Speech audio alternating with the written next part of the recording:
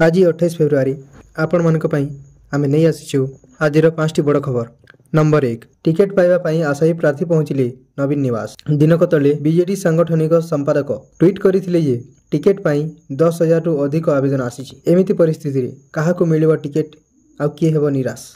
Number 2 नुआ रूप पाइबो Barabati stadium सेथि पई मलदुआ पकाइछंती मुख्यमंत्री नवीन पटनायक। सारा ओडिसा रे विकसित हेबो 42 क्रिकेट एकाडेमी।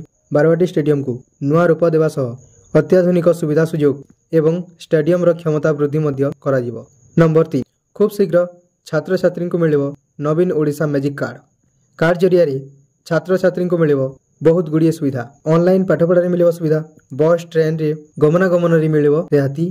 नंबर 4 खोर्धा रे चलीथिबा नुआ ओ कार्यक्रम रे मंच उपरे मेधावृत्ति देवा समय रे बीके पांड्यान को जड़े छात्री किछि कहबा को चेष्टा करुथिले, किंतु बीके पांड्यान से छात्री को कथा को अणदेखा करथिले। तापरे जड़े महिला से छात्री जन को जोर जबरदस्त करी मंच तल को टाणी टाणी आनिथिले। नंबर 5 आज ओडिशा आसीबे राष्ट्रपति द्रौपदी मुर्मू।